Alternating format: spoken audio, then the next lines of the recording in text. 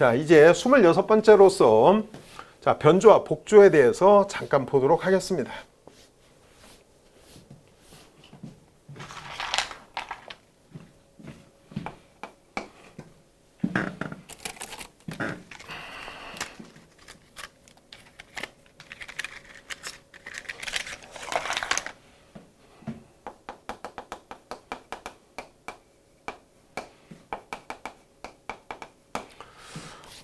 여러분이 이제 통신을 공부하시면서 제일 많이 들어보게 되는 용어 가운데 하나가 바로 이 변조와 이런 복조입니다.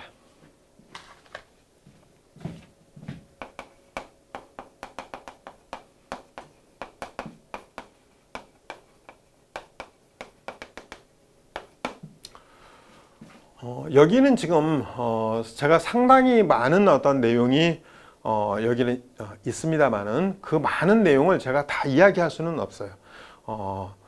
그러면 그냥 변조라고 하는 것이 그냥 무슨 의미인가, 그리고 복조라고 하는 것이 무슨 의미인가만 여러분에게 설명하려고 합니다.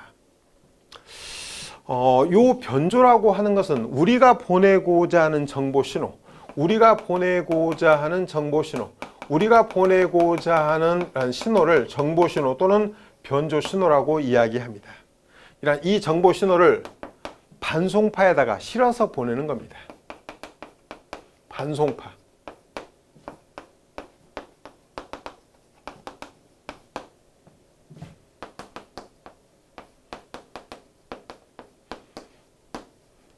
자, 정보 신호를 이런 반송파에다가 실어 보내는 것이 바로 변조입니다.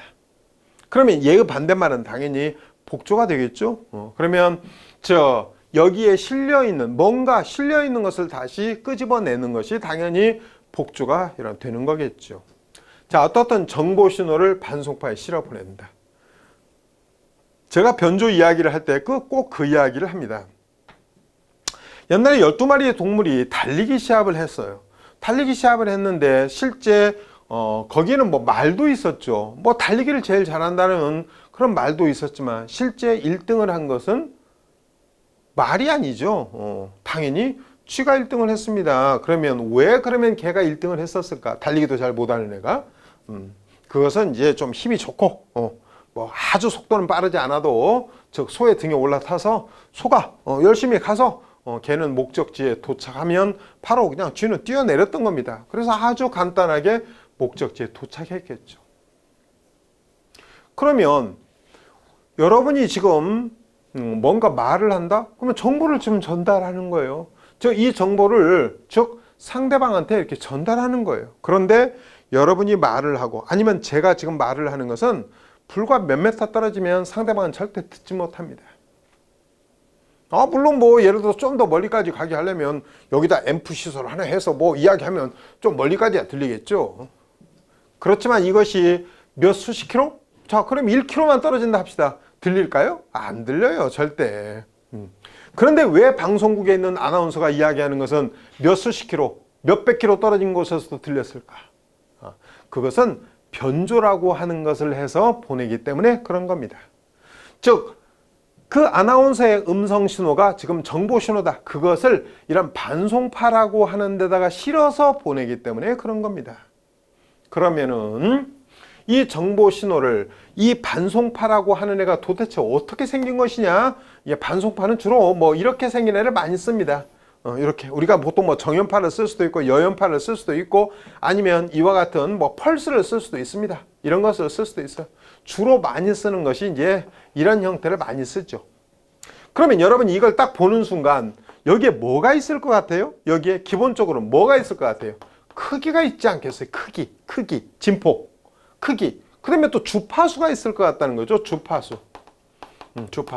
그리고 위상이 있을 수 있겠죠. 위상. 진폭, 주파수, 위상. 그래서 우리가 보내고자 하는 이 정보를 이 반송파의 진폭에 실어서 보내면 그걸 진폭 변조라고 하는 겁니다. 주파수에 실어서 보내면 주파수 변조라고 하는 것이고 위상에 실어서 보내면 위상 변조라고 이야기하는 거예요. 아니 여기에 쥐가 머리에 소의 등에 올라타서 갈 수도 있고 뭐 아니면 꼬리에 붙어서 갈 수도 있겠죠. 어디에 뭐 붙어서 갔느냐에 따라서 달라지겠지만 이와 같이 우리가 보내고자 하는 정보 신호를 이런 반송파에 실어 보내는 것이 바로 변조라고 했습니다. 그러면 일단은 소의 등에 만약에 쥐가 올라탔다. 그러면 변조가 끝난 겁니다. 그러면 그 상태를 뭐라고 하느냐? 그 상태를 즉 변조가 끝난 파, 즉 이렇게 변조가 끝난 파. 자, 변조가 끝난 파. 이것을 피변조파라고 이야기합니다. 자, 이것을 영어로 modulated, 이렇게 modulated, 뭐가 끝난 파다, modulated signal. 이것을 피변조파라고 이야기합니다. 피변조파. 변조가 끝난 파. 피변조파. 자, 이러한 변조는 통상적으로 정보 신호를 FT라고 표시하고 이 반송파를 이런 코사인의 이런 2파이 FCT 만약에 이런 식으로 표시한다면 FT가 들어가고 그리고 여기에다가 반송파를 이런 집어넣어서 이렇게 변조를 수행한다. 이게 지금 변조기입니다. 변조기를 심볼로 표시할 때는 곱하기로 표시합니다. 그러면 여기에서 얻어지는 애가 피변조파다 그런 의미입니다. 피변조파. 변조가 끝났다. 자, 피변조파. 그러면 이것을 이제 여러분이 멀리까지 보내려면 증폭이라고 하는 것을 해야 되는 거예요. 그래서 여기에 전력 증폭기 같은 것들을 쓰게 되는 겁니다. 증폭. 그리고 나서 출발선에 세워서 보내게 되는 거예요. 사실 여러분이 송신기라고 하는 것은 얘하고 얘 하는 거예요. 그게 송신기라는 것은 결국 변조와 증폭하는 거예요. 그게 송신기예요. 자, 그러면 열심히 왔어요. 아니, 이게 뭐 산도 건너고 물도 건너고 하다가 보면 상당히 그 크기가 작아졌겠죠. 그러니까 굉장히 피곤해졌을 겁니다. 그런 것은 우리가 이제 전공적인 용어로 SMB가 신호대 잡음비가 많이 나빠졌다라고 이야기하죠. 그래서 제일 먼저 휴식을 취해 주어야 됩니다. 그래서 즉 수신기의 앞단에는 RF앰프라고 하는 것이 있는 거예요. 그래서 증폭, 그래서 SMB를 올려주는 RF앰프를 통해서 중간에 이제 여러 가지 조작들이 있죠. 여기에 뭐 믹서 같은 것도 있고 국구발진기도 있고 뭐 여기 IF 앰프도 있고 그러면 가장 중요한 것이 이제 그런 것은 다 제외하고 우선 그리고 나서 여기에 바로 복조기가 들어갑니다. 복조기가 들어간다. 여기에 바로 이렇게 복조기가 들어간다. 그것을 보통 건파기라고 이야기합니다. 건파기. 우리가 보통 디텍터. 자, 그러면 우리의 최종적인 목표는 예. 그래서 여기다가 내가 송신 측에서 사용했던 반송파하고 동일한 반송파를 사용해서 FT를 얻으면 이걸 동기건파라고 하는 거예요. 동기건파. 그렇지 않고 이런 거 사용하지 않고도 얻어낼 수는 있어요. FT를 그런 건 비동기건파라고 하는 거예요. 그건 나중에 어떻든 여러분이 다시 보시면 되는 거고. 그러면 수신기는 결국 뭐 하는 애예요? 수신기는 결국 건파와 증폭하는 거예요. 그게 수신기예요. 여러분이 만약에 여행을 간다. 그러면 여러분이 필요한 옷가지라든가 뭐 여러 가지 뭐 거기에 세면 용품이라든가 뭐 이런 것들을 어디에다 실어요? 캐리어다가 싣고 가잖아요. 여러분의 목적은 실제 거기에 여러분이 사용하는 뭐 수건, 옷 뭐 이런 것이 사실 그걸 가져가려고 하는 것이지 이 끌고 다니는 이 가방을 가지고 가려고 하는 것이 목적은 아니에요. 단지 얘를 잘 운반하도록 하기 위해서 이 캐리어라고 하는 가방이 필요했을 뿐인 거거든요. 그러니까 최종적으로 우리가 원하는 것은 바로 저 정보 신호였던 거예요. 그래서 저 정보 신호를 잘 이게 수신치까지 도달하기 위해서 좀 힘이 좋은 이런 반송파에 실어서 보낸 다음 그리고 다시 수신 측에서 원래의 정보 신호를 찾아내는 거. 그게 바로 복조라고 하는 거예요. 그래서 복조 또는 건파.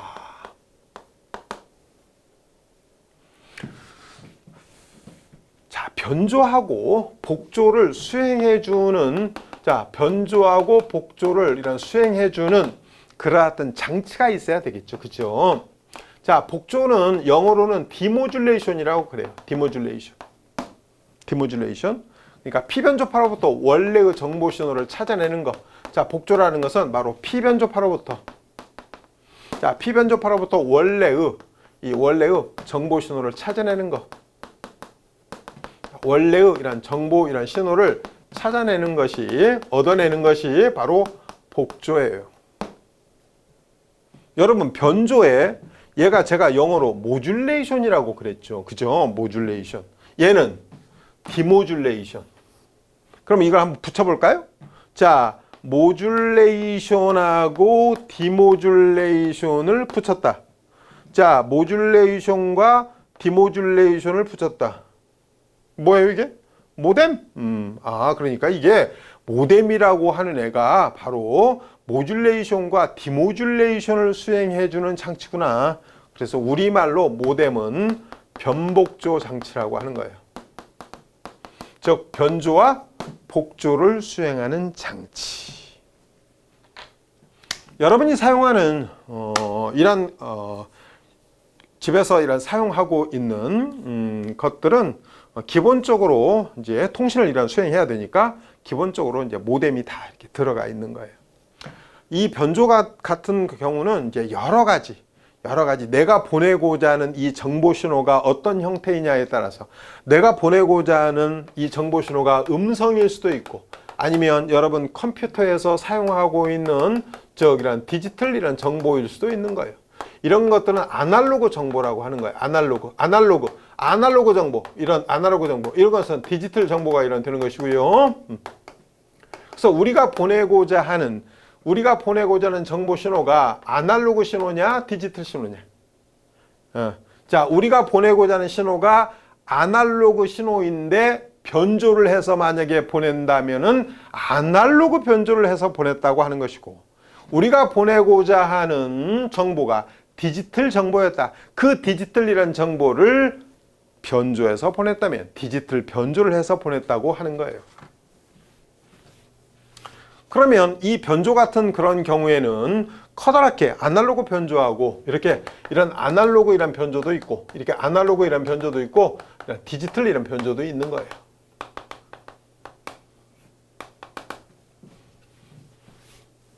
이런 아날로그 변조에 AM이라고 하는 것도 있고, 여러분이 보통 많이 이제 그 방송 들으시는 FM도 있고, PM은 그냥 이론적인 이야기고요. 그래서 아날로그 변조에는 AM도 있고 FM도 있고 PM이라고 하는 것도 있어요. 실제 상업용 방송에서 제일 많이 쓰이는 것이 현재 지금 FM이죠. 이게 프리퀀시 모듈레이션이라는 뜻이에요. 그 말은 여러분이 지금 제가 이야기했던 것을 잘 이해하셨다면은, 우리가 보내고자 하는 이 아날로그이란 정보를 가지고 이 아날로그 정보를 이 반송파에 어디에 실어서 보냈다는 거예요? 주파수에 실어서 보냈다, 그런 의미예요. 그러니까 여기에 실어서 보낸다라는 것이, 여러분이 이게 뭐야, 이게 실어서 보낸다는 말이 도대체 무슨 말이야? 아니, 쥐가 그 소의 등에 타는 것과 그건 이해할 수 있겠는데, 이게 반송파에다가 실어서 보낸다? 이것은 그 반송파의 파라메타를 바꾸어서 보낸다, 그런 의미예요. 그러니까 주파수를 바꾸어서, 이 정보 신호에 따라서 이 반송파의 주파수를 바꾸어서 보낸다, 그런 의미예요. 그래서 만약에 FM 방송 같은 그런 경우에 만약에 88메가에서부터 시작해서 이런 108메가가 현재 우리나라의 FM 방송 주파수 대역인데, 그러면 이 88에서 이런 108메가를 이렇게 나누어요. 이렇게 나눠요. 실제는 200메가씩 사실은 나눌 수 있어. 200kg씩 나눠요. 200kg씩 나눠요. 그러니까 한 찬넬의 대역폭이 200kg인 거예요. 200kg라고 하는 것은 0.2메가거든요. 그러니까 0.2메가니까 88.2메가, 88.4메가, 88.6메가, 88.8메가, 89메가 땡땡땡땡 해가지고 108메가까지 이렇게 있는 거예요. 이렇게. 그러면 그 방송국에서 여러분이 어떤 방송을 자주 사용하는지에 따라서 금방 이해할 수 있겠습니다만 여기에 뭐 89.2메가 뭐 이렇게 쭉 해서 자 108메가까지 이렇게 제가 이야기했어요. 그러면 89.1메가라고 하는 실제 FM 방송국이 있어요. 89.1메가. 그럼 여러분이 그 방송국 자 여기에 튜닝을 해서 89.1에다 그래 맞추는 거예요. 그럼 이제 들리는 거죠. 그러면 실제 우리가 보내고자 하는 이런 정보에 따라서 이 반송파의 주파수를 바꿔서 보낸다 그런 의미예요. 그러면 이 89.1은 그 방송국에서 사용하고 있는 이게 반송파 주파수라고 하는 거예요. 반송파 주파수. 그 방송국에서 사용하는 반송파 주파수가 89.1메가다 그런 말이에요. 그러면 얘가 FM 변조 같은 경우에는 정보 신호에 따라서 이 반송파에 실어서 보낸다? 그럼 반송파의 주파수에 실어서 보낸다는 것이 즉 주파수를 바꾸어서 보낸다 그런 의미라고 그랬죠. 그래서 저 정보 신호에 따라서 이 반송파의 주파수를 바꾸어서 보내는 거예요. 그래서 주파수가 높았다 낮았다 높았다 낮았다. 그러니까 내가 보내고자 하는 이런 정보 신호가 예를 들어서 이렇게 있었다. 이런 정보 신호가 여기 이제 반송파가 이렇게 반송파가 이런 반송파가 이렇게 있었다. 그러면 즉 이 정보 신호에 따라서 이 반송파의 주파수를 바꾸어서 보내는 거예요. 그래서 요 사이에 즉 89에서부터 시작해서 89.2메가 요 사이에 즉이란 주파수, 이 주파수로 보내는 거예요. 그러니까 얘가 지금 크기가 만약에 이만했을 때 만약에 89메가를 보냈다. 그러면 크기가 점점 커지면 자 89.01메가를 보낸다. 뭐 이런 식으로 하겠다 그런 의미예요. 그래서 이 정보 신호에 따라서 이 반송파의 주파수를 바꾸어서 그러면 피변조파의 모양은 어떻게 되겠어요? 주파수가 낮았다가 높았다가 뭐 높았다가 낮았다가 높았다가 이런 식으로 표시되는 거예요. 이렇게 뭐가 지금 계속 바뀌고 있어요? 주파수가 바뀌고 있죠. 그래서 정보 신호에 따라서 이 반송파의 주파수를 바꾸어서 보내는 거예요. 그래서 이와 같이 변화할 수 있는 범위가 있어야 되기 때문에 방송국에는 한 찬넬의 대역폭으로서 200km를 주고 있는 거예요. 그러니까 좌측으로 100km만큼, 우측으로 100km만큼 이렇게 변화될 수 있을 만큼의 실제 상업용 방송은 얼마까지 변화되냐면요. 좌측으로 75km, 우측으로 75km까지 변화되도록 되어 있어요. 왜냐하면 너무 많이 변화되다 보면 옆에 있는 옆 찬넬을 건들 수도 있거든요. 그래서 변조라고 하는 말이 무슨 말이고 복조라고 하는 말이 무슨 말인가를 이해하시고 이제 공부를 시작하시는 것이 필요해 보여서 제가 변조와 복조를 간단하게 좀 말씀드렸습니다.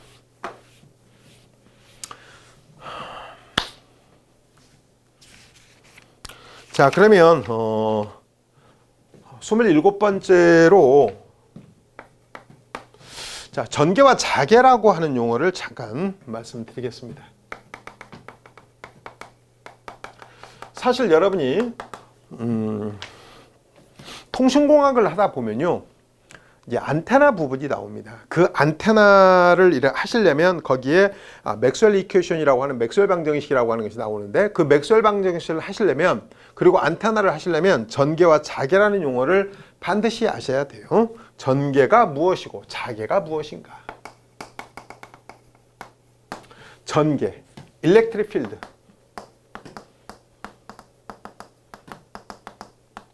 원래 여러분 필드라고 하는 것이 이렇게 마당 뭐 그런 의미죠. 그래서 이런 것들을 전장이라고도 합니다. 전장. 이것은 사실은 이 전장이라고 하는 것이 이 뒤에 있는 이 장이 마당을 의미하는 거거든요. 마당장자를 이런 보여주고 있어요. 그래서 전개, 전장 또는 전기장. 이건 이제 고등학교 이제 특히 이제 물리 같은 거 가르치는 사람들은 전기장이라고 하죠. 전기장. 이것도 똑같이 마찬가지 그런 의미입니다.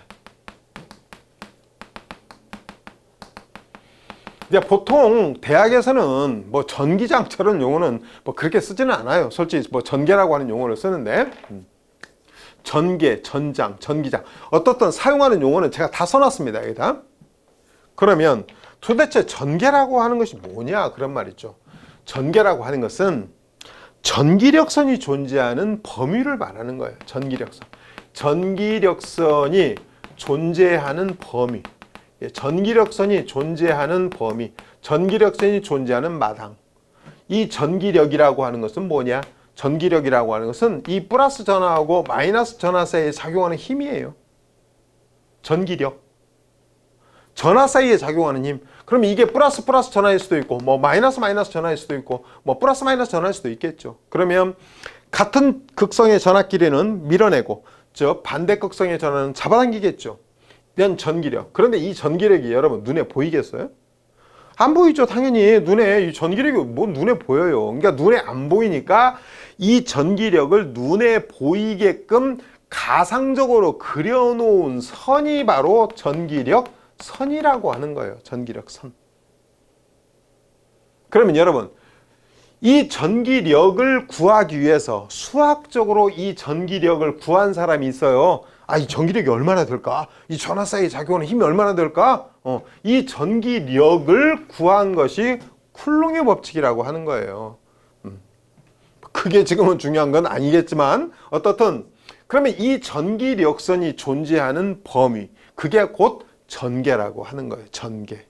그러면 자, 전기력선이 존재하는 범위, 전기력선이 존재하는 범위. 근데 이 전기력이 빼곡하게 그려져 있어요. 그러면 전개의 세기가 클까요, 작을까요? 크다고 이야기하겠죠. 그러니까 전개의 세기가 당연히 큽니다 라고 이야기하는 거예요. 그게 전개의 세기 곧 전개 강도다, 그런 의미예요. 전기력선의 세기, 자, 전개의 세기 곧 전개 강도. 그러니까 전개 강도가 높다라고 하는 것은 곧 전기력선이 빼곡하게 존재하고 있다는 것을 의미하는 거겠죠. 그러면 이 전기력선의 다발, 이 전기력선의 다발, 묶은 거, 이 전기력선의 다발을 그럼 뭐라고 하느냐? 그 전기력선의 다발을 바로 전속이라고 하는 거예요. 전속. 제가 전속이라고 쓴 거예요. 전속. 이게 영어로는 electric, 여기에 electric flux라고 하는 거예요. 전속. 전기력선의 묶음. 제가 앞에서 자개는 제가 잠깐 말씀드렸어요. 자개라고 하는 것은 전개하고 이제 쌍대적인 그런 개념이었겠죠. 그죠? 그래서 자개는 앞에서 말씀드리긴 했습니다만, 자, 자개는 매그네틱, 자, 이런 매그네틱 필드입니다. 자, 이것도 역시 자개라고 하는 것은 자장 또는 자기장. 자, 자장, 자기장. 자, 요것은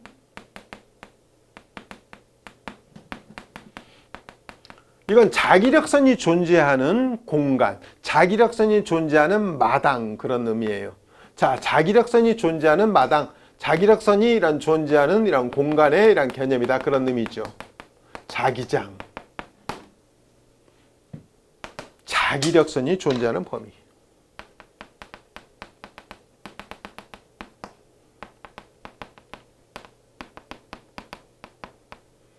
자기력 여러분 눈에 보여요? 여러분 N극과 S극을 이렇게 댔어요. 그럼 막 끄집어 당기겠죠. N극과 N극을 댔어요. 막 밀어내겠죠. 이게 자기력이에요. 이 자기력을 수학적으로 계산한 사람이 쿨롱이라고 하는 사람이에요. 프랑스의 바로 군인이었던 사람인데 이 쿨롱, 그게 쿨롱의 법칙이라고 하는 거예요. 이 자기력선이 눈에 안 보이잖아요. 이제 자기력이 눈에 안 보이잖아요. 그러니까 이 자기력이 눈에 보이게끔 가상적으로 그려놓은 선이 바로 자기력선이라고 하는 거예요. 그러면 이 자기력선이 빼곡하게 만약에 그려져 있다. 그러면 자기의 세계가 어떻게 되겠어요? 자기의 세계가 커지겠죠. 그죠? 자기의 세계가 커지겠죠. 그 자기의 세기, 그걸 자개강도라고 하는 거예요. 자개강도. 그래서 우리가 보통 이 전개강도 같은 경우는 E라고 표시하고 이런 자개강도는 보통 H라고 표시해요. 이렇게. 그러면 이 자기력선의 묶음, 요 자기력선의 묶음을 제가 저번에 뭐라고 그랬어요? 이걸 자속이라고 한다고 그랬죠? 자속. 그래서 전기력선의 묶음은 전속, 자기력선의 묶음은 자속. 여러분이 어렸을 때 이 책받침 밑에다가 자석을 놓고 그 다음에 쇠가루를 뿌려서 실험을 해보신 적이 있을 거예요. 그러면 이 N극과 이런 S극, 자, 이렇게 극이 있다 밑에, 자, 책받침 밑에. 그 여기에 쇠가루를 뿌려놓으면 뭔가 이렇게 모양을 그리죠. 이렇게 모양을 그리죠. 그게 곧 자기력, 이게 자기력이 존재하고 있는, 이런 자기력이 존재하고 있는 공간이에요. 곧 자기력선이 분포하고 있는 공간이다, 그런 말이에요. 그게 자개예요. 자개. 그런데 이 N극과 S극 사이에만 바로 이렇던 자기력선이 존재하는 건 아니에요. 그러니까 곧 자기가 존재하는 건 아니고요. 이제 전류가 흐르잖아요. 이렇게 전류가 흐르게 되면 주위에 자개가 생겨요. 그것을 이 에르스텟이라고 하는 이런 사람이 도선에 전류를 흘렸는데, 도선에 전류를 흘려놓고 주위에 이렇게 자침을 놓았는데 이 자침이 까딱까딱 움직이는 거예요. 그렇다고 하는 것은 이 전류 주위에 뭐가 이렇게 생겼다라고 하는 것을 의미하는 거겠죠. 그죠? 전류 주위에. 그래서 뭐가 이렇게 움직였다?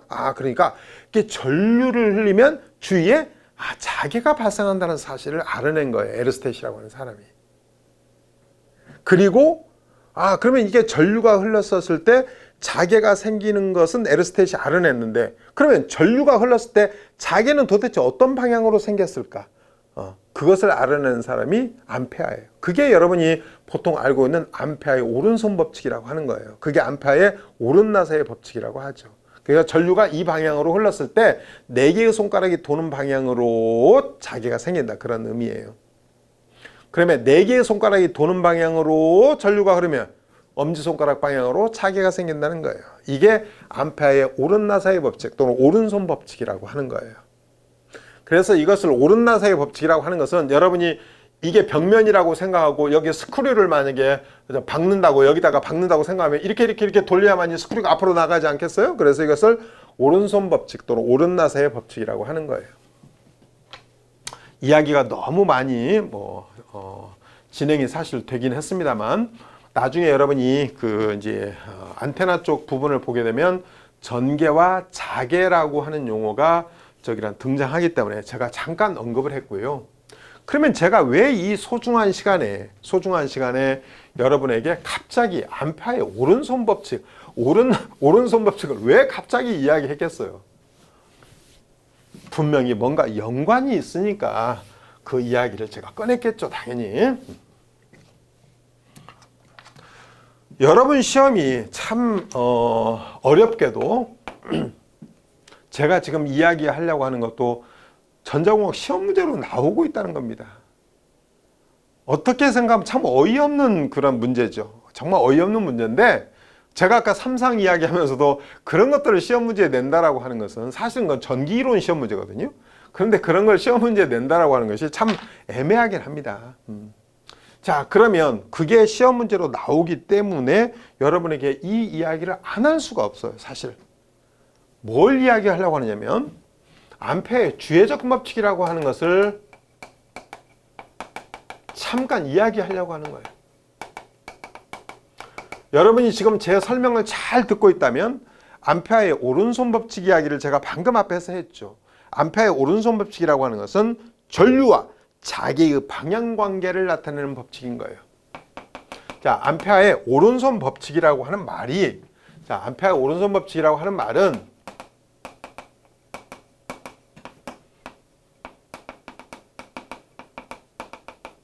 전류와 자개와의 방향 관계. 전류와 자개와의 방향 관계를 나타내는 법칙이에요.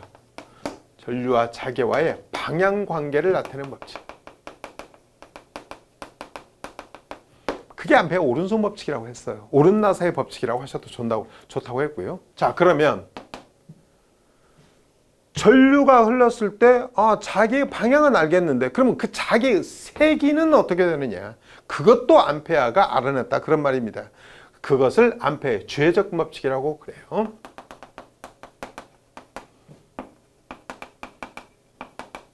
자, 전류의 이런 세기, 흐른 전류의 세기, 이란 전류와 자개의 세기와의 관계를 나타내는 법칙인 겁니다. 전류와 자개의 세기. 전류와 자개의 세기, 즉 자개 강도요. 전류와 이런 자개의 이런 세기, 얘의 관계를 나타내는 법칙이에요. 그게 암페아의 주회적 법칙. 주회라는 것은 한 바퀴 쭉 돌아가면서 접근하다, 그런 의미고, 여러분 시험에 나오는 것은 바로 여기에 이런 도선에 이런 무한장, 굉장히 길이가 긴 이런 무한장 도선의 전류 I가 흘렀습니다. 이 주위에 생기는 자개의 세기를 구해보세요. 자, 여기서부터 여기까지 떨어진 거리는 R입니다. 근데 암페아가 이런 생각을 한 거예요. 여기서의 어떤 자개, 이걸 만약에 P점이라고 한다면 이 P점에서의 자개를 구하기 위해서 암페아가 이런 생각을 해본 거죠. 여기다가 조그마한 미소 길이를 잡은 거예요. 그걸 DL이라고 보통 표시하는데 여기다 조그마한 미소 길이를 잡은 다음에 한 바퀴 쭉 이렇게 돌아가면서 적분을 한 거예요. 그걸 주해 적분이라고 하는 거예요. 한 바퀴 쭉 돌아가면서 적분했다. 이렇게. 그래서 나중에 주해 적분 같은 경우는 여기다가 동그라미를 이렇게 하나 해요. 이렇게 적분 기호에다 동그라미 안 해도 뭐 상관없긴 합니다만. 자, 어떻든 요 P점에서의 자개를 구하기 위해서 이렇게 한다는 거죠. 자, 여기서의 자개는 여기다가 미소 길이를 잡은 다음에 이걸 한 바퀴 쭉 돌아가면서 적분을 했다. 그리고 이 값을 가지고 여기서 이렇게 지나간 전류, 이것을 쇄교한다고 그래요. 쇄교. 자, 즉 여기다가 미소 길이를 잡았어요. 미소 길이. 이렇게 여러분이 임의로 잡아놓은 이 미소 길이를 이렇게 지나간 전류, 즉 쇄교한 전체 전류를 나누면 됩니다.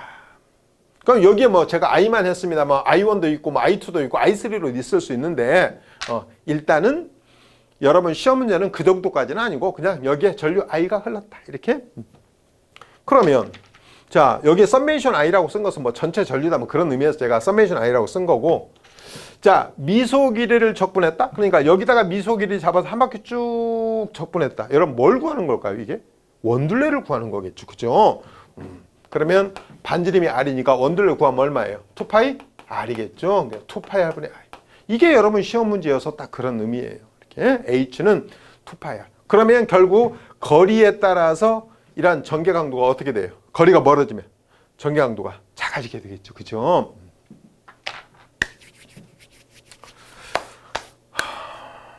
실제 시험 문제는 이 공식을 물어보는 거 하나가 있었고요. 그 다음에 요 거리에 따라서 전개 강도가 어떻게 변하는가를 물어보는 두 가지 형태의 이런 시험 문제가 있었습니다. 그러니까 이것 말고도 다른 형태가 있긴 합니다만 여기까지 하시면 여러분이 충분히 시험에 대응하실 수 있을 정도는 됩니다.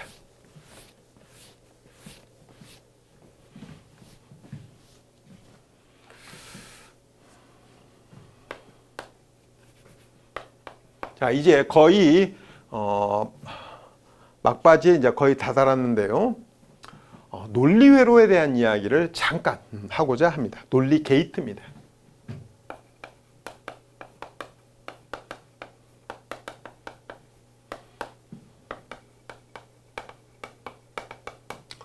사실은 여러분 제가 29번 같은 논리 게이트와 불함수 정도는 처음에는 여러분에게 강의를 안 할 생각이었습니다. 사실은요. 왜냐하면 논리 게이트하고 불함수 정도는 여러분이 웬만한 어떤 과정을 거치면 다 배우는 겁니다. 저게 우리가 보통 교양 과목으로서 컴퓨터 일반이라든가 이런 걸 배우면 이런 게이트가 기본으로 배우는 내용이거든요. 그래서 처음에는 안 할 생각을 했는데 이 불함수 뭐 이야기가 있어서 제가 연관되어서 그냥 요거 테마를 잡았습니다. 우리가 보통 이 논리 게이트 같은 경우에는 여러분도 들어보셨겠습니다만 오화 게이트라고 하는 것이 있습니다. 오화 게이트, 엔드 게이트라고 하는 것도 있죠. 자, 나트 게이트라고 하는 것도 있고요. 그 다음에 노아라고 하는 이런 노아 게이트라고 하는 것도 있습니다. 그 다음에 난드 게이트라고 하는 것도 있습니다. 그럼 이것만 있느냐? 그런 건 아니에요. 이것만 있는 것은 아니고요. 익스클루시브 오화라고 하는 것도 있어요. 자, 익스클루시브 오화 게이트라고 하는 것도 있습니다. 익스클루시브 노아 게이트라고 하는 것도 있습니다.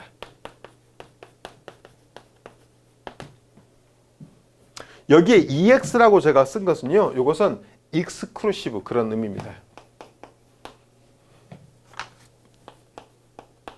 우리말로 굳이 이걸 번역하면 베타 이렇게 베타적이다 뭐 그런 베타적이다 뭐 그런 의미예요. 베타적 우화다 이렇게 베타적 우화, 베타적 노화 뭐 그런 의미입니다. 근데 굳이 뭐 저걸 번역을 해가지고 뭐 그렇게까지 하실 필요는 없고요. 그냥 익스클루시브 오화, 익스클루시브 노화 이렇게. 이제 오화 게이트 같은 그런 경우에는 이 게이트의 모양 자체가 약간 달의 모양처럼 이렇게 보이죠. 여기 이제 입력 A, B, 출력 Y.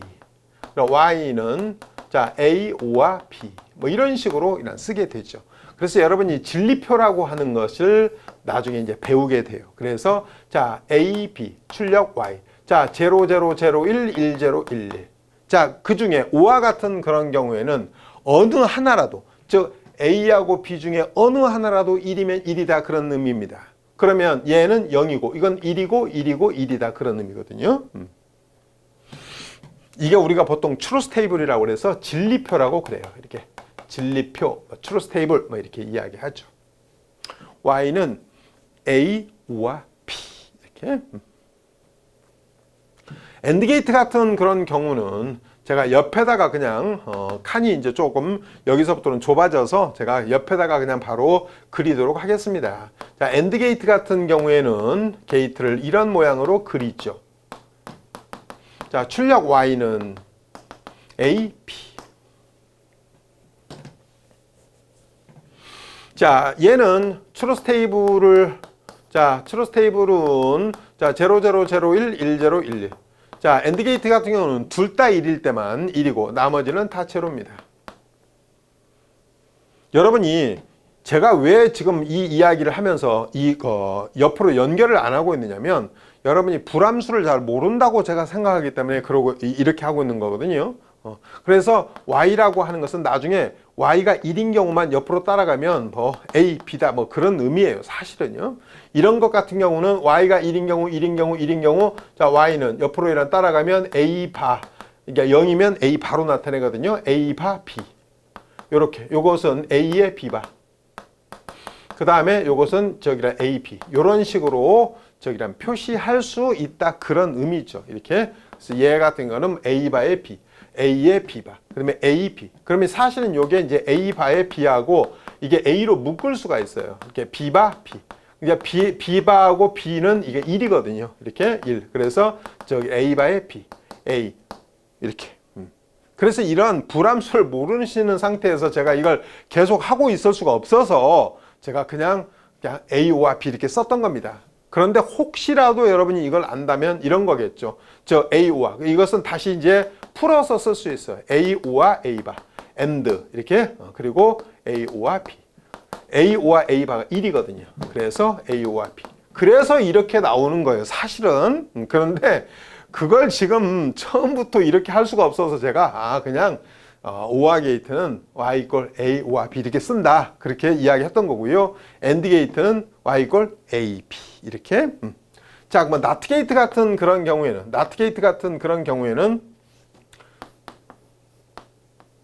여기다가요 버블 이걸 읽으시다 여러분 그냥 읽으신다고 생각하면 이거 버블이라고 그래요. 버블. 자, 그러면 여기 A가 들어갔는데 이 버블이 나트를 의미해요. 그러니까 인버팅을 하는 거죠. 그래서 A 바가 나오는 거죠. 만약에 A바가 들어가면 당연히 A가 나오는 거고요. 자, 노아 게이트 같은 그런 경우는 노아 게이트 같은 경우에는 얘는 오화의 나트다 그런 의미거든요. 이게 오화 게이트의 나트 게이트가 그래서 이런 오화 게이트에다가 이 오화 게이트에다가 나트 게이트가 이렇게. 그러면 이거 그림을 이렇게 그리려면 여러분 어렵잖아요. 그러니까 실질적으로는 그렇게 않고요. 이렇게 하신 다음에 버블만 여기다가 이렇게 표시하는 거예요. 이렇게. 이게 노아예요. 노아. 그러면 노아 같은 그런 경우에 진리표 같은 그런 경우에는 자, 여기에 A, B, 이게 Y. 자, 그러면 이 Y. 자, 0, 0, 0, 1, 1, 0, 1, 1. 아까 여러분이 오화 게이트 같은 경우에는 제가 0, 1, 1, 1이라고 했는데 이번에는 이것만 1이고 나머지는 다 제로인 거예요. 오화의 반대니까. 오화의 반대니까. 그래서 Y는 저 A5와 B의 바 이렇게. 그러면 난드 같은 그런 경우에 자 5와 익스클루시브 이건 너무 밑에 있어서 제가 우선 지웠어요. 자 우선 이런 지우고 자 우선 난드까지만 우선 보면 자 난드는 요게 end에다가 뒤에다가 버블 이렇게 그렇다면 여기에 A, B, Y 그러면 이런 말이잖아요. Y는 A하고 B의 파 이렇게 난드.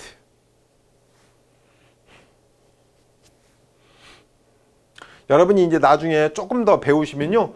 얘를 이제 드모르간의 정리라고 해가지고 이걸 합을 곱으로 고칠 수 있어요. 그래서 이렇게 곱으로 되어 있는 것은 A바, 그 다음에 O와 B바.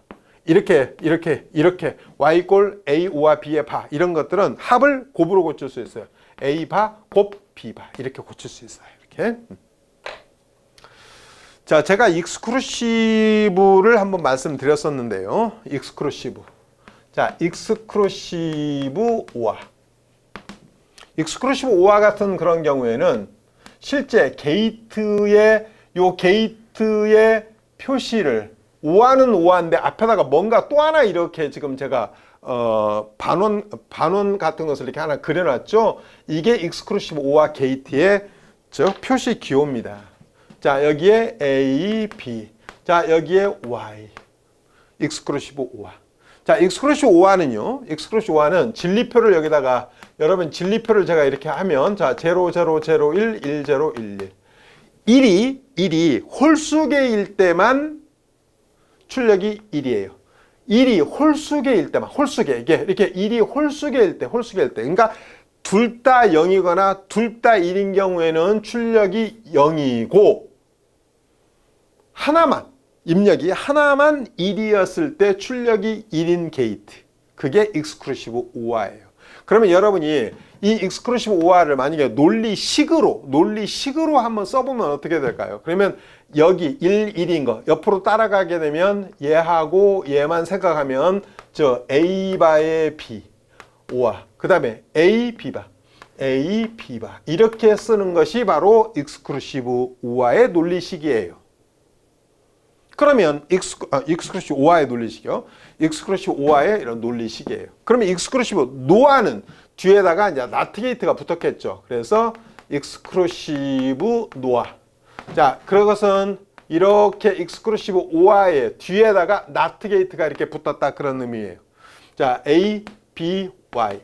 자, 그러면 익스클루시브 노화 같은 그런 경우에는 자, A하고 B하고 진리표를 이란 봤었을 때 0, 0, 0, 1, 1, 0, 1, 1. 자, 이번에는 1의 개수가 짝수였었을 때만 1이에요. 1의 개수가 홀수였었을 때는 0이에요. 그렇다면 얘는 논리식으로 나타냈을 때는 얘하고 얘를 옆으로 따라가면은 A바, B바, 그 다음 A, B. 이렇게 썼겠죠? 이렇게. 그래서 이와 같이 논리 게이트하고 불함수에 대해서 자, 이제 논리 게이트는 다 이야기했어요. 자, 오화 게이트가 뭐고, 엔드 게이트가 뭐고, 나트 게이트가 뭐고, 노화, 난드가 뭔지, 익스클루시브 오화하고 익스클루시브 노화가 뭔지. 그러면 이런 게이트들은 실제 나중에 어떻게 구현을 하느냐면 여러분이 나중에 배우시게 되는 다이오드라든가 트랜지스타를 이용해서 구현을 하게 되는 거예요. 그래서 다이오드를 이용해서 이제 많이 구현하고 이 나트 게이트 같은 경우는 트랜지스타를 이용해서 이게 에메탈을 접지시키는 그런 트랜지스타 그런 걸 이용하면 바로 나트 게이트를 만들 수 있거든요. 그러면은 제가 방금 말씀드렸듯이 이런 다이오드하고 트랜지스타를 이용하게 되면 뭐 노안이 난드니 뭐 이런 것들을 다 만들어낼 수 있는 거예요.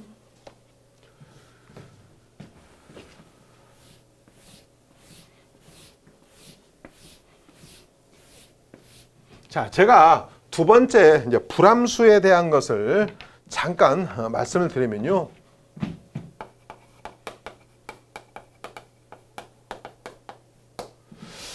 자, 우리가 만약에 A하고 어떤 0을 5화를 하면 A하고 2를 5화를 하면 A하고 A를 5화를 하면 A하고 A바를 5화를 하면 어떻게 될까? 이 A는 1이 될 수도 있고 0이 될 수도 당연히 있어요. A는요. 그러면 자, 이게 5화를 해서 뭐 1이면 1이 나오고 0이면 0이 나오니까 저 A에 의해서 결정되는 거잖아요. 그러니까 A, 5와 0은 A예요. 자, A, 5와 1은 자, 얘는 1 아니면 0이에요. 그러면 1이 자, 저 5하니까 둘 다 1이어도 1이고 하나만 1이어도 1이니까 A에 의해서 당연히 저기랑 어떻든 이것은 자, 이게 만약에 여러분 이게 1 아니면 0이라고 제가 그랬잖아요. 그러면 이게 1이라 하더라도 1이고 0이라 하더라도 1이니까 얘에 의해서 결정되는 거잖아요. 그러니까 저 1이다 그런 의미예요. 얘는 A, 5와 A. 그러면 이게 자, 이게 1이었을 때 이것도 1이고 이게 0이었을 때 이것도 0이니까 그러니까 A가 바로 나온다는 것을 알 수 있죠. 이번에는 얘가 1일 때는 얘가 0이고 얘가 0일 때는 얘가 1이잖아요. 이렇게. 그래도 항상 뭐가 돼요? 5화는 하나만 1이면 1이니까. 그래서 여러분이 그냥 바로 여러분 이렇게 알고 계셔야 돼요. A하고 즉 0을 5하면 A고 A하고 1을 5하면 1이고 A하고 A를 하면 그냥 그 하나 자체 A가 나오고 A5와 A8을 하면 1이다. 그러면 이번에 AND가 있겠죠. AND. 자, A하고 0을 AND하면 A하고 1을 AND하면 A하고 A를 AND하면 A하고 A8을 AND하면 어떻게 될까? 자, 그러면 이게 자 1 아니면 0인데 뭐 1하고 0을 AND해도 0이고 0하고 0을 AND해도 0이에요. 자, 얘 같은 경우에는 이게 1 아니면 0이거든요. 자, 그러면 1하고 1을 AND하면 1이고 0하고 1을 AND하면 0이잖아요. 누구에 의해서 결정되는 거예요? 그냥 A에 의해서 결정되는 거겠죠. A하고 A 이것도 역시 마찬가지 1 아니면 0이에요. 이것도 1 아니면 0이라고요. 그러면 둘 다 이게 1일 때 이것도 1이니까 당연히 A가 나오는 거죠. 자, A하고 A바 이게 1이고 이건 0이고요. 이게 0이면 이건 1이고 그러면 항상 뭐가 나오는 거예요? 0이 나오는 거죠. AND니까. 자, AND는 항상 두 개가 1이어야만 1이 나오는 것이니까. 그래서 반드시 여러분이 여기에 지금 제가 써놓은 이런 것은 기본으로 알고 학습에 임하셔야 되는 거예요. 자, 이게 기본이고 이제 이런 것들을 이용해서 우리가 간략화를 수행할 수 있습니다. 그러니까 이런 불함수를 이용해서 간략화할 수도 있고 그 다음에 카르노맵이라고 하는 것을 이용해서도 간략화할 수 있어요.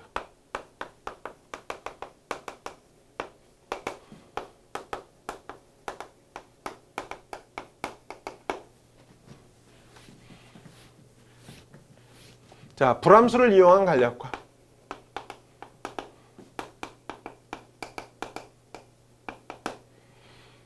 자, 카르노맵을 이용한 간략화.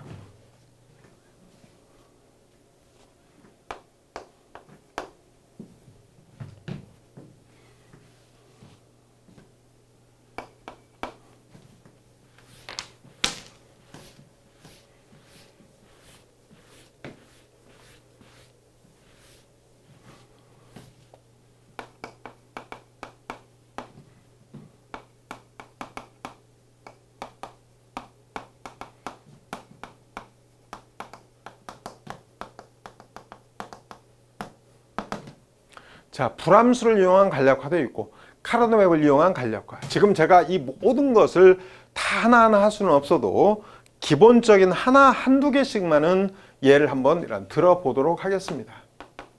만약에 여러분 A하고 A바 B 요 두 개. 자, 이 결과가 뭘까? 그러면 얘는 이렇게 합니다. A하고 A바를 한번 오화를 하고 그 다음에 AND A, B 이렇게 하는 겁니다. 이 A하고 A바를 5하면 1이라고 제가 그랬죠. 1. 그러면 어떤 애하고 지금 얘는 뭐 여러분이 C라고 만약에 한다면 자 2라고 이런 C를 AND했다 그런 말이잖아요. 그러니까 2라고 C를 이렇게 AND하면 C가 나온다 그런 말이잖아요. C가 이렇게 C가 나온다 그런 말이잖아요.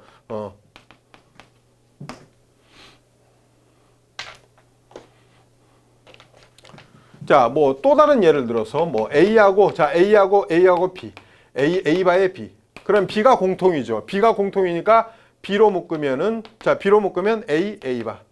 자, 그러면 얘는 1이라고 제가 그랬으니까 자, B하고 1을 AND하면 B. 이렇게 금방금방 이렇게 하실 수 있어야 돼요. 카르노 맵을 이용해서도 간략화할 수 있어요. 이 카르노 맵 같은 그런 경우에는 2변수 카르노 맵도 있고, 뭐 3변수 카르노 맵도 있고, 4변수 이런 카르노 맵도 있어요. 만약에 뭐 이런 2변수 카르노 맵이 있다, 뭐 3변수 카르노 맵이 있다. 제일 많이 쓰이는 것이 물론 이제 3변수 카르노 맵을 많이 쓰이긴 합니다만, 4변수 이런 카르노 맵도 있을 수 있어요. 자, 그러면 2변수 같은 경우에는 이런 거가 2변수라고 하는 거예요. 그러니까 변수가 두 개다. A하고 B, 변수가 두 개. 자, 2변수 카르노 맵. 자, 그러면 카르노 맵을 이용하든 뭐 불함수를 이용하든 뭐 간략화하는 결과는 똑같은 거고요.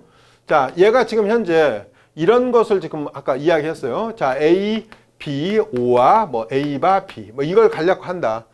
이런 것은 카르노 맵 같은 것을 이용하지 않아도 금방 불함수를 이용해서 간략화할 수 있는데, 2변수 카르노 맵 같은 그런 경우에 이런 식으로 이렇게 여기다가 A, 여기다 B, 자 0, 1, 0, 1 뭐 이렇게 이런 식으로 자 표시하고, 뭐 2변수 카르노 맵은 사실 거의 쓰지는 않습니다만, 그래서 얘는 A, B 그러면 A도 1이고 B도 1이다. 그럼 A도 1이고 B도 1이다. 여기에 표시한다. 그런 의미예요. 이렇게. 그 다음에 A바의 B, 그러니까 A가 0이고 B가 1이다. 여기에 표시한다. 그래서 이 두 개를 이렇게 묶었다. 그런 의미예요. 이렇게 두 개를. 그래서 실제 묶으실 때는 2의 제로승, 2의 1승, 2의 2승, 2의 3승 이렇게 묶는 거예요. 그러니까 숫자로 따지면 1, 2, 4, 8 이런 식으로 묶는 거죠. 자, 그래서 현재 두 개를 묶을 수 있다. 자, 두 개. 그러니까 최대한 크게 묶는 거예요. 최대한 크게. 그러니까 만 네 개를 묶을 수 있다. 그러면 네 개를 묶으면 되는 거예요. 현재는 뭐 두 개를 묶는 게 가장 크니까. 그러면 이 0, 1이 없어지고 요것만 남는다. 그럼 B만 남았다. 그런 말이에요. 그래서 결과는 그냥 B. 이렇게. 자, 3변수 카르노 맵 같은 그런 경우는 변수가 세 개다 이런 그런 의미예요. 그러니까 만약에 뭐 예를 들어서 뭐 어떤 y가 예를 들어서 논리식이 있었는데, 이게 뭐 a, b, c, a 바에 뭐 b, c, 뭐 a에 뭐 b 바에 c 뭐 이런 식으로 a란 b 바에 뭐 c 바 뭐 이런 식이 있었다. 이걸 간략화한다 그런 의미예요. 그러면 우리가 저런 불함수 공식을 이용해서 뭐 간략화할 수도 있지만 3변수 카르노 맵을 이용해서 간략화시킬 수 있다는 거죠. 그래서 자, 3변수 카르노 맵 같은 그런 경우에는 자, 여기다가 A 뭐 B, C, 아니면 여러분이 여기다가 A, B 하고 C 이렇게 해도 돼요. 아무 관계 없어요. 그러니까 모양이, 근데 이게 이제 그냥 뭐 A, B, C가 좋아서 그냥 제가 이렇게 A 쓰고 B, C 이렇게 쓴 거예요. 자, 0, 1. 자, 0, 0, 0, 1, 1, 1, 1, 0라고 쓰시면 돼요. 자, 0, 0, 0, 1, 1, 1, 1, 0. 자, 그러면 A, B, C다. 그러면 A도 1이고 B도 1이고 C도 1이다. 그럼 어디에다가 이제 표시해야 되느냐? 여기겠죠. 그 다음에 A 바의 B, C. 자, A가 0이고 B, C가 1이니까 여기. 그 다음에 A의 B 바 C. 자, 그러니까 A가 1이고 이런 B는 0이고 C는 1이다. 여기. 마지막 A, B 바 C. 자, A가 있고 그 다음에 자, B 바 C, B 바 C 바니까 바로 여기겠죠. 그러면 이렇게 묶으셔. 제가 2개, 4개, 8개 이런 식으로 묶는다고 그랬죠. 그러면 이렇게 2개, 이렇게 2개. 그러면 중첩해서 묶어도 됩니까? 예, 중첩해서 묶어도 돼요. 자, 그러면 얘와 같은 경우 먼저 0, 1은 없어지고 요것만 남았으니까 BC. 그 다음에 요거 2개. 자, 여기에 A가 남았습니다. A가 남고 요 A가 남고, 자, 여기에 0, 1이 서로 상쇄되고 요 B 바만 남았다 그런 말이에요. 이게 답이에요. 이렇게. 제가 아까 중첩해서 묶는다라고 하는 것은, 자, 즉 중첩, 이렇게 중복해서 묶어도 된다는 것은 무슨 의미냐면, 여러분이 만약에 이런 카르노 맵을 하나 작성을 했어요. 이렇게 카르노 맵을 작성을 했는데 여기 뭐 이렇게 있었다. 그러면 요렇게 4개 묶고 요렇게 또 4개 묶어도 된다. 그런 의미예요. 그리고 가능한 크게 묶는다. 그래서 카르노 맵을 이용한 간략화는 3가지의 원칙이 있어요. 그래서 즉 1번 1, 2, 4, 8 이런 크기로 묶는다. 2번째 중복을 허용한다. 세 번째, 가능한 크게 묶는다. 그러니까 내가 만약에 4개를 묶을 수 있는데 굳이 2개를 묶지는 않는다. 그런 의미죠. 그래서 가능한 크게 묶는다. 이게 3가지가 기본 원칙이에요. 기본 원칙. 예? 이제 마지막에 내용은 여러분이 그 반도체 같은 그런 경우 상당히 사실 어렵게 생각하죠. 사실 전자공학에 있어서 반도체가 가장 기본이 됩니다.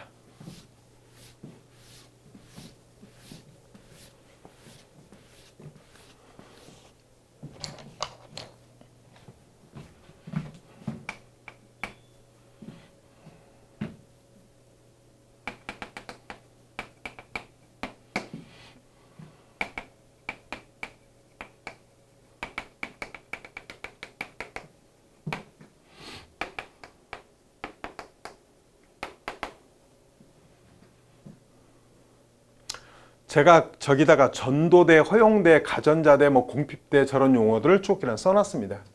먼저 여러분이 저런 것들을 이해하시기 위해서는 제일 먼저 레더포드의 원자 모형이라고 하는 것을 아셔야 돼요.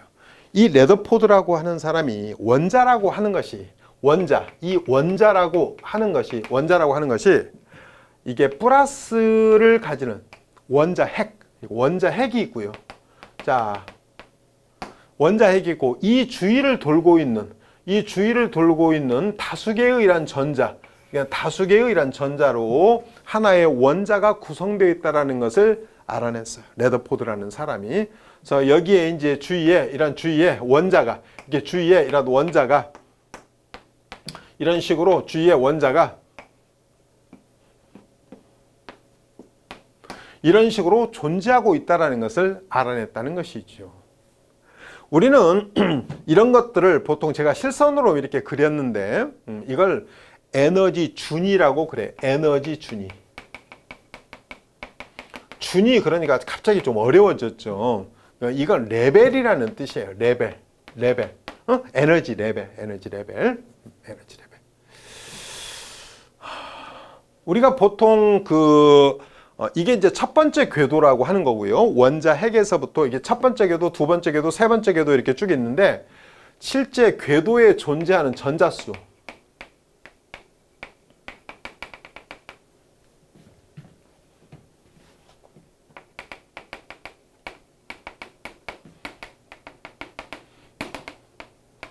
궤도에 존재하는 전자수를 계산하는 것은 N자승으로 계산하는 거예요. 그래서 이게 지금 첫 번째 n=1 이게 이제 첫 번째 궤도예요. 두 번째 궤도, 세 번째 궤도 뭐 이런 식으로 쓸 수는 있겠죠.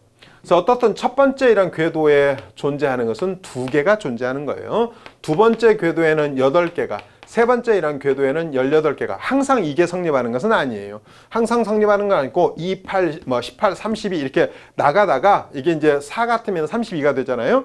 네 번째 궤도. 그 다음에 이제 줄어들어요. 이렇게. 자, 어떻든 1, 2, 3 n=4까지는 다 성립하는 것이니까 여기까지는 이런 방법으로 그대로 성립합니다. 우리가 보통 실리콘이라고 하는 것이 이제 많이 사용되는데 이게 원자 번호가 14번이에요. 게르마늄 같은 그런 경우에 G2라고 쓴 겁니다. 이건 32번이에요. 실리콘 같은 경우에는 여기에 이제 2개가, 그리고 8개가, 그리고 요 세 번째 이런 궤도에 4개가 이렇게 들어가 있어요. 이런 식으로. 저건 이제 가장 바깥쪽 궤도다 보니까 저걸 최외곽이다. 가장 바깥에 있다. 최외곽 전자다. 뭐 그렇게 이야기를 하죠. 자, 그러면 이게 하나의 고체가 있었을 때 그 고체 내에는 원자가 저 하나만 있는 게 아니에요. 그러니까 원자가 많이 있겠죠. 원자가 많이 있으니까 원자끼리 막 이렇게 영향을 미치는 거예요. 원자끼리 막 이렇게 영향을 미치다 보니까 실제 이 전자가 가지고 있는 이 에너지 준위가 어느 선으로 딱 나타나지 않고 약간의 폭을 가지게 된다, 그런 의미죠. 왜냐하면 다른 원자로부터 영향을 받으면 이 전자가 가지는 에너지 준위가 조금씩 이렇게 바뀐다 그런 말이죠. 이렇게 조금씩 바뀌게 되니까 이 에너지 이런 준위가 실제 이렇게 약간의 이렇게 폭을 가지는 이런 식으로 약간의 이렇게 폭을 가지는 이러한 띠의 모양을 가지게 된다, 그런 의미예요. 이렇게 띠의 모양을 가지게 된다라고 하는 것이지요. 저것을 에너지 밴드라고 그래. 에너지 밴드. 이걸 에너지 밴드. 그래서 고체 내에 많은 원자들이 있다 보니까 원자끼리 서로 영향을 미쳐서 그 원자 내에 있는 이런 전자의 에너지 준위가 약간씩 이렇게 움직이다 보니까 실제 즉 에너지 준위가 약간의 띠의 모양을 갖추게 되는 겁니다. 자, 그러면 이 실리콘 같은 그런 경우에는 첫 번째 이런 궤도에 지금 두 개가, 자, 그러면 여기에 지금 전자가 존재하고 있죠. 이 전자가 존재하고 있는 에너지 밴드를 허용대라고 그래요. 노란색이라서 잘 안 보이는데 허용대. 그러면 여기는 전자가 존재해요? 안 하죠. 여기 칠판에 지금 이렇게 녹색 부분으로 되어 있는 것은 없잖아요. 이렇게 전자가 존재하지 않는 에너지 밴드, 금지대. 그러면 전자가 존재하는 에너지 밴드, 허용대. 전자가 존재하지 않는 에너지 밴드, 금지대. 그래서 여기다가 금지대도 그냥 제가 하나 더 써놓고요. 자, 그러면 허용대라고 하는 것은 무슨 말이고 금지대라고 하는 말은 무슨 말일까? 자, 허용대라고 하는 것은 즉 전자가 존재하는 에너지 밴드다, 그런 의미예요.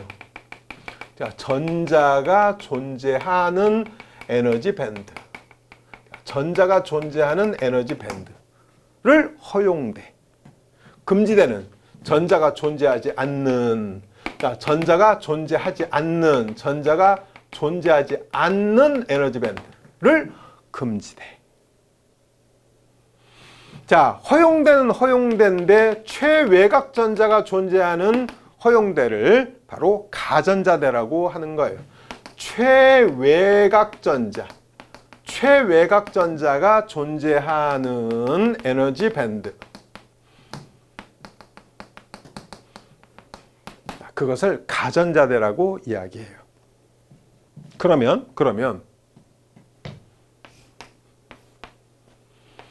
자, 실리콘 같은, 자, 원자번호 이런 14번의 이런 실리콘은, 자, 첫 번째 이런 궤도, 자, 허용대가 있었고, 여기에 금지대가 있었고, 허용대가 있었고, 금지대가 있었고, 뭐 쭉 이렇게 허용대가 있고, 이렇게 쭉 있겠죠. 그러면 이 첫 번째 허용대에 지금 두 개의 전자가 존재하는 거예요. 자, 여기에, 저 그림을 제가 여기 밑에서부터 그린 거라고 생각하시면 돼요. 자, 허용대 두 개, 여기에 8개. 그리고 여기에 지금 몇 개? 여기에 4개. 그러면 이 허용대가 바로 가전자대다, 그런 의미예요. 가전자대. 이 가전자대에 있는 이런 전자는 쉽게 외부로 튀어나갈 수 있어요. 그래서 이제 여기에, 자, 요것은 잠시, 요 용어는 좀 지워놓고요. 자, 여기에 금지대, 여기에 허용대.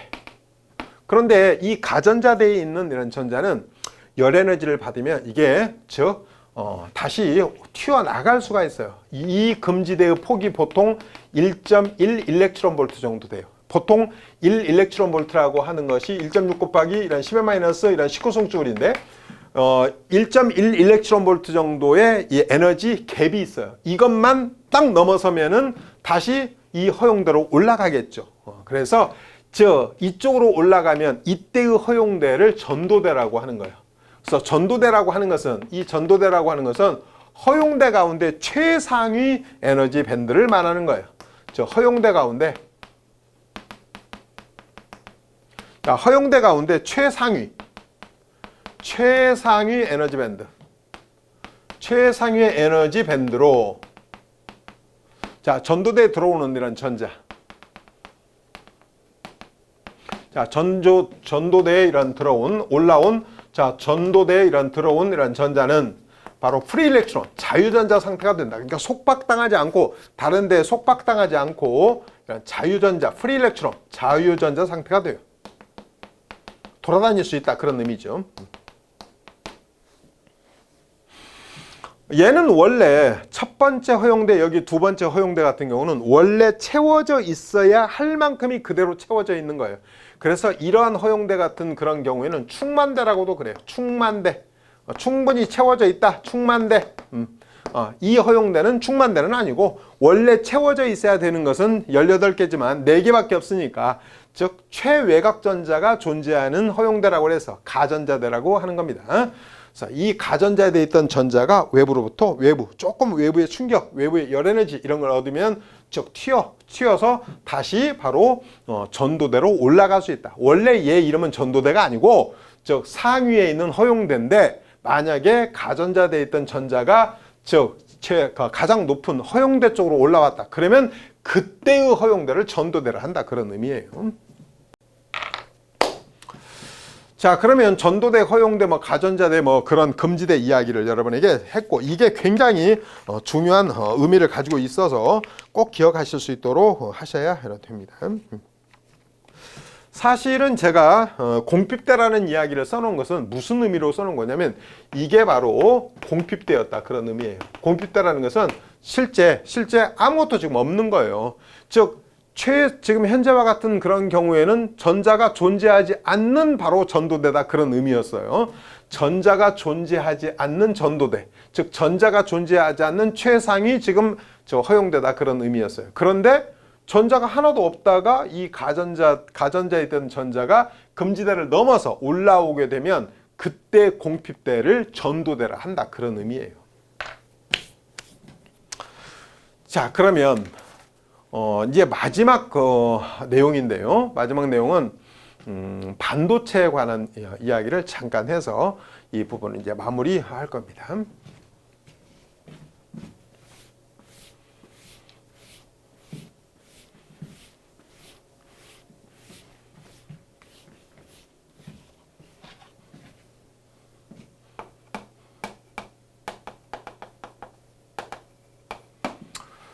반도체라고 하는 것은 반은 도체다. 그런 의미죠. 그래서 이 반도체라는 말 자체는 저항률이, 이게 저항률을 보통 로 이렇게 표시하는데 이게 오음메타입니다. 그러니까 길이에 따른 저항값이 저항률이다. 그런 의미입니다. 저항률이 양도체하고 절연체, 요 양도체하고 절연체 사이의 값을 가지는, 양도체하고 이런 절연체 사이의 값을 가지는 물질이 바로 반도체입니다. 반도체로서 제일 많이 쓰이는 것은 실리콘과 게르마늄입니다. 실리콘과 이런 게르마늄. 실리콘은 원자번호가 14번이고요. 게르마늄은 32번입니다. 그 순수한 실리콘, 순수한 게르마늄으로만 되어 있는 반도체는 진성 반도체라고 그래요.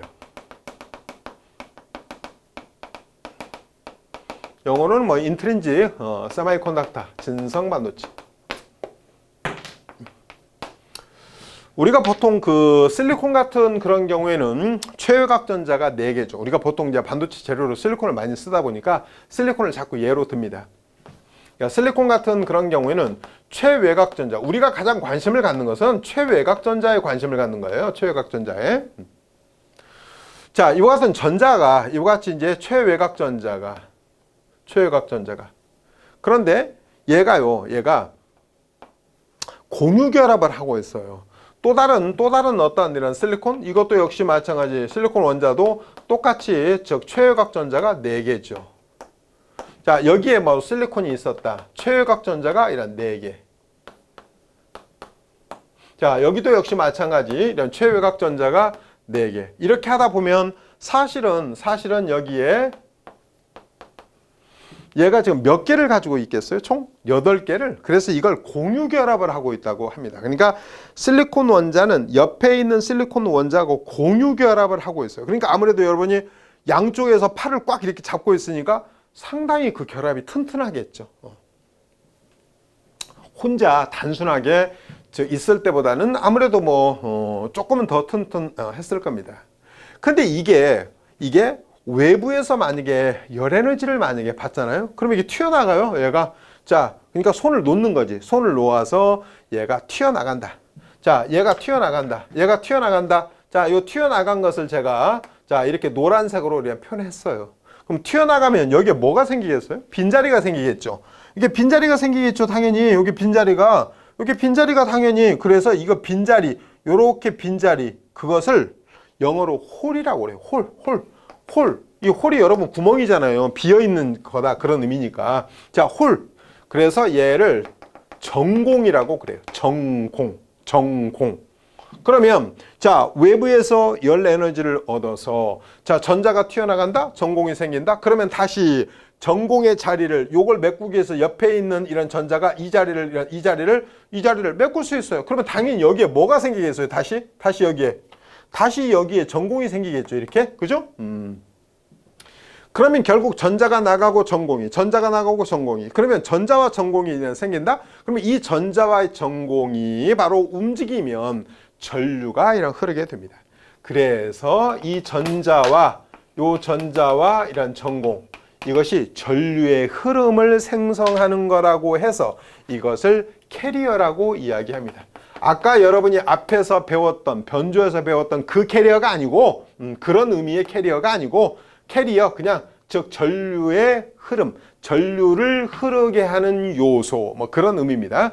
그래서 이런 전자, 물론 이 전자는 물론 자유전자의 개념이 되겠는데, 즉 전자와 전공, 이게 전류의 흐름을 생성하는 거라고 해서 캐리어라고 이야기합니다. 제가요 수평으로 한번 이런 그림을 그리면 이런 말이죠. 그러니까 여기에 이런 식으로 이런 식으로 이런 전자가 이런 식으로 만약에 전자가 이렇게 쭉 있었어요. 그런데 얘가 만약에 이렇게 하나가 이렇게 빠져나간 거예요. 그러면 실제 여기가 이렇게 빈자리가 생기는 거잖아요. 빈자리가 이렇게 생긴다. 빈자리가. 그러면 다시 이런 빈자리를 다시 메꾸기 위해서 이런 전자가 왔다. 그러면 다시 그 다음 빈자리가 이렇게 생기게 된다. 그런 의미예요. 이런 식으로. 그래서 계속 이런 식으로 하면은 결국은 마치 얘는 이렇게 보면은 전공이 뭐 그림을 더 그리지는 않았습니다만 이렇게 그림을 보면은 이런 전공이 움직이는 것처럼 이렇게 보이죠. 아니면 뭐 여러분이 그냥 봐도 뭐 전자가 움직이는 것으로도 당연히 볼 수도 있는 것이고요. 그래서 이런 전자라든가 전공이 움직인다는 것은 곧 전류가 흐른다는 것을 의미하는 거예요. 전류가. 그래서 이 전자와 이런 전공을 전류의 흐름을 생성하는 요소라고 해서 캐리어라고 이야기합니다. 그런데 사실 외부에서 열에너지를 얻어서 생기는 이러한 전자와 전공 이게 쌍으로 생기거든요. 전자 하나, 자유전자 하나 발생하면 전공 하나, 자유전자 또 하나 발생하면 전공 하나. 그래서 실제 이런 진성반도체 같은 그런 경우에는 전자와 전공이 쌍으로 생깁니다. 전자와 이런 전공이 쌍으로. 그런데 사실은요, 여러분이 물을 이용하려면 물이 어느 정도 흘러야만이 물로서 이용 가능한 건데, 만약에 물이 찔찔찔찔 이게 흘러가지고는 이게 물로서 사용을 못 하는 거예요. 그러니까 얘가 외부에서 뭐 열에너지를 얻어서 이게 캐리어가 조금 이렇게 생겼다고 그래서 이걸 우리가 과연 전자 소자에서 이용할 만한 어떠한 충분한 양이 안 된다는 거죠. 그래서 여기에다가 이제 불순물을 집어넣는 거예요. 불순물. 그게 바로 불순물 반도체라고 하는 거예요.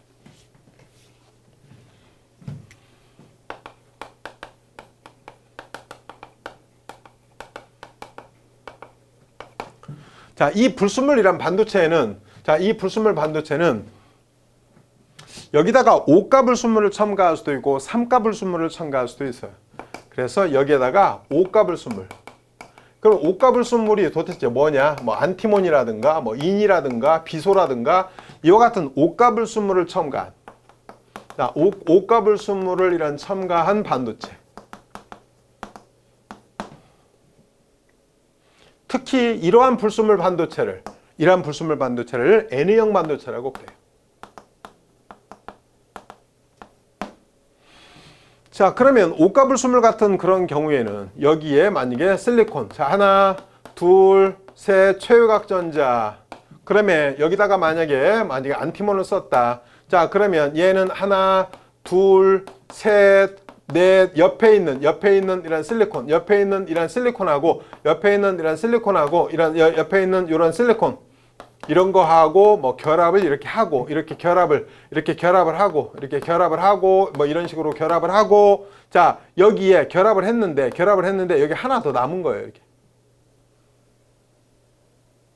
아, 여기 지금 8개, 9개를 그리는 것은 실리콘 자체 최외각 전자가 4개고 그 다음에 안티몬 같은 그런 경우는 최외각 전자가 5개다 그런 말이에요. 그러니까 공유 결합을 하고 나서 하나가 남았을 거 아니에요. 그런데 여기에 이런 안티몬이 이런 식으로 이런 것들이 있으면 기본적으로 이런 안티몬 원자들이 들어가 있으면 이미 기본적으로 자유전자가 굉장히 많이 있을 것이다. 그러니까 즉 옆에 있는 실리콘하고 공유 결합하지 않는 즉 프리 일렉트론, 이런 자유전자 상태, 속박에서 벗어나 있는 그런 자유전자가 굉장히 많겠죠.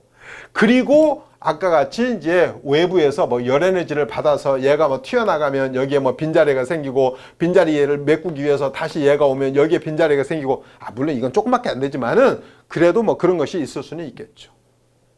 그렇다면 여러분이 벌써 이 그림만 봐도 누가 월등하게 많겠어요? 전자가 월등하게 많겠죠. 즉 자유전자가 월등하게 많을 겁니다. 그래서 이 오가불수물에 있어서, 오가불수물을 첨가한 이런 N형 반도체에 있어서는 전자가 다수 캐리어가 되는 겁니다.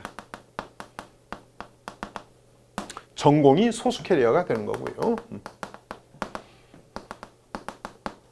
이걸 메저리티 캐리어, 이거 마이너리티 캐리어, 뭐 그런 식으로 이런 표시합니다. 그래서 이 전자는 사실 여기에 집어넣는 오가불수물에 의해서 거의 결정되는 거예요. 그래서 전자의 개수는 거의 바로 이게 오가불수물의 농도에 의해서 거의 결정돼요. 그래서 여기다 제가 NT라고 쓴 것은 이 오가불수물을 도우너라고 그러거든요. 도우너. 뭔가 제공한다, 제공자, 공여자 뭐 그런 때문에 오가불수물을 보통 도우너라고 하거든요.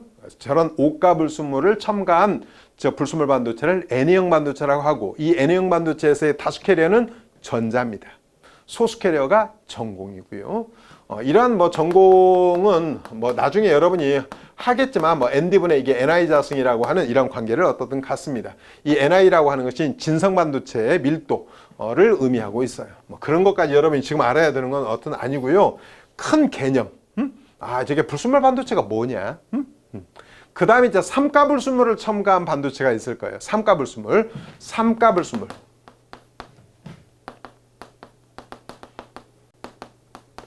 삼가불순물은 보통 붕소라든가 뭐 인듐이라든가 뭐 갈륨이라든가 뭐 이런 것들이 이제 대표적인 삼가불순물인데, 이런 삼가불순물을 첨가한 삼가불순물을 첨가한 반도체를 우리가 보통 N형, P형 반도체라고 이야기합니다. P형 반도체. 이렇게 삼가불순물을 첨가한 불순물 반도체를 P형 반도체라고 이야기합니다. 그러면 만약에 여러분이 뭐 인듐을 예를 들어서 사용했다. 그러면 여기에 뭐 이런 여기에 실리콘, 자 하나, 둘, 자 셋, 넷, 이렇게 여기에 인듐을 사용했다. 그러면 인듐 자체는 여기에 하나, 둘, 최외곽 전자가 3개밖에 없다고요. 그러니까 하나, 둘, 셋 하고 여기는 비어 있다 그런 말이에요. 이렇게 비어 있다. 이렇게. 그러면 이게 한두 개겠어요? 여기다가 만약에 여러분이 인듐을 썼다. 그러면 자 여기도 하나, 둘, 셋 하고 여기에 빈자리 하나. 이렇게 생기지 않겠어요? 그러니까 전공이 엄청 많은 거죠. 전공이. 그리고 이제 외부의 열 에너지를 얻어서 뭐 이 전자가 뭐 하나가 예를 들어서 튀어나갔다. 그러면 여기 빈자리 생기고 전자가 또 이동해서 다시 또 뭐 전공이 생기고, 그런 것은 크지는 않습니다만 그것도 있다는 거죠. 물론.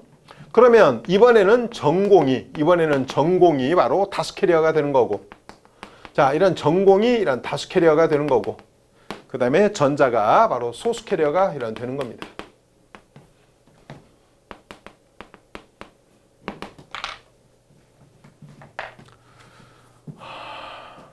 자 이제 마지막 그 내용으로서 요 N형 반도체하고 P형 반도체를 붙여놓은 거, 여러분이 요 N형 반도체하고 P형 반도체를 여기에 P형 반도체하고 이런 N형 반도체를 붙여놓은 거, 이게 PN 접합 다이오드라고 하는 거예요. PN 접합 다이오드. 그래서 실제 이런 다이오드는 P형 불순물 반도체, N형 불순물 반도체를 이렇게 붙여놓은 거예요. 그래서 우리가 회로도상에 표시할 때는 이렇게 표시하는 거예요. 회로도상에 표시할 때는 이렇게.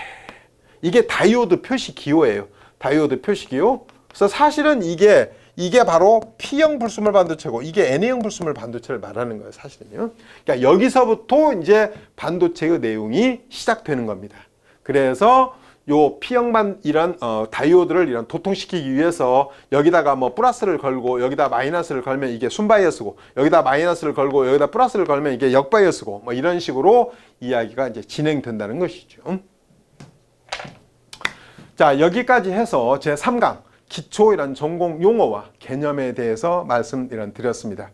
제가 처음부터 말씀드렸듯이 이 기초 강의 내용은 따로 교재는 없고요. 제가 쭉 설명했던 그런 내용을 여러분이 강의를 들으시면서 잘 이렇게 정리하셔서 이해하실 수 있도록 하신 다음에 혹시 기회가 돼서 제 강의를 들으실 일이 있으시면 이런 기본 내용을 바탕으로 해서 학습을 잘 진행해 주시면 될 것 같습니다.